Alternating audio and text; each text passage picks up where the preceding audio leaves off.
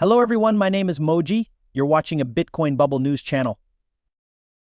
Bitcoin is getting a little more attention again. There isn't anything crazy or noteworthy about it. That flush was down below. Don't forget about this channel we talked about earlier. I love going in the opposite direction. We talked about that movie maybe last week, right before the Bitcoin bubble. I almost wish I could watch it again. You can see that here though, which is pretty cool. I'm going to erase this white trend line. That's what I'm going to say next. Bitcoin's price may not move much over the next 3 months, but long-term research shows that it could go up 300% by 2025. Using the power law metric, ABS 32 found that Bitcoin's value could possibly quadruple by late 2025. A price of $1.1 million BTC by 2036 is predicted by the power law, which gives a support band that has always held. According to recent research, BTC is following the same cycle patterns as previous times. Miners are selling less, and a lot of money is pouring into the US-based Bitcoin ETF, which shows that market confidence is rising. Nearly $1.3 million came into the Bitcoin ETF on July 8th. This was the most money that had come in over a month. The price of Bitcoin might stay the same for 3 months, but it's likely to start going up again after that. Long-term predictions say the price could go up by up to 300% by late 2025. These predictions are based on past trends and rising institutional investment. As soon as it broke out, it went back and was tried again and again. This is when things started to go badly for Bitcoin. When you break out above a wedge, let's make a diagram. You break out of the wedge, that's a success, and it should keep going up. Okay, when you try to break back in, that's now known as a failed breakout. And when you get a failed breakout or breakdown, the move in the opposite way is usually pretty big. This is one of the most important trading rules I've learned. Why is that the case? Let's talk about psychology right now. This is based on the idea that many people joined when it was up here, right? The price broke out and is now going to reach new all-time highs. When it doesn't happen and the price comes back up, buyers think, okay, I bought up here, it's still okay, I'm still giving it the benefit of the doubt. But when it breaks here, they give up, and all the people who bought up here end up dumped. Naturally, some of them are still hanging on, but a lot of them throw in the towel. Because of this, you saw such a big drop in this area. Some people are still buying down here. I even covered half of my short. We bought Ethereum, Matic, Polkadot, and Uniswap. We already sold Polkadot for a good gain. But the idea is that you're now at a starting point where a lot of people are buying and the price is choppy. Can it keep going up if it breaks here? 52,000, it will get another flush because people will think, oh, here it goes again, and it will. That's where the goal of 50 to 49,000 comes in. That's the next level of technical skill. That being said, let's talk about our current levels since these are the ones we want to keep going with. We take a step back and zoom out. You are still getting help at 52,000, give or take 52 to 52.5. Let's call it a day. You can use the 49 level as a technical level if that breaks. I use it that way because big pivot tops from the past become major supports on the way back down. Let's take a look over here. I need to zoom out a bit to show you this, so please bear with me. Let's do that over there.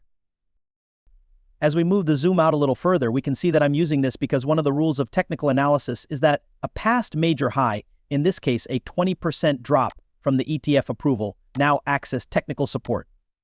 It was turned down here before it broke out, and now that will help it go back down. If we do dump, 50 to 49,000 should be strong technical support, if only to give us swing players a technical bounce. That's where the trouble starts if it breaks. If you fall below that, you might be coming back up to this level. That's not something I think will happen. In fact, I'll buy Bitcoin around 50,000 or a break of 50,000, but as traders, we have to keep an eye on both sides all the time. When I'm long something, I need to think about what will happen if it doesn't work out. What levels do I need to hit in order to enter or leave the trade? What should I do if I'm short something and it breaks above? What changes should I make to that trade in order to try to still make money or get out of it at a small loss? That's why it's important. There are a lot of investors who do the stick your head in the sand thing. They buy something and then say, hey, listen, I don't want to hear anything negative about it at all. Just tell me the good things. It's like, okay, well, yeah, that's what would happen in a perfect world, but in the real world, you have to be ready for the other thing to happen. Like in real life, getting ready for anything can happen. This is what you do when you lose your job. This is what you do if you do that. You need a plan, just like these plans for the morning. There you have it, just a few little bits. We know where we stand on the Bitcoin price rise. Right here, this return to the trend line, we can see 60,000. It's between 60 and 61,000. That is where we will put our fight. Gold is going up a little. It doesn't matter that we saw a change yesterday. Sure, it's still slightly in a short-term bearish turnaround, but we broke through and went above this zone. All that tells me is that we'll probably come back to this level at some point. That's going to be a key. That sounds good. If we get to that level, I will buy gold. It's the same with silver, it broke out. So the channel went down, broke out, and was confirmed. Now, any kind of return into this level is supported by an extra level of adding right below it. Those are the technical areas where you should look for help. And of course, oil, guys, which is still going down a little today. I think this was a level, and one of the more high conviction setups here since I've talked to you guys so much about it. This is a triple danger. When two major trend lines meet, they act as pushback. The price of oil has gone down and is going down again today.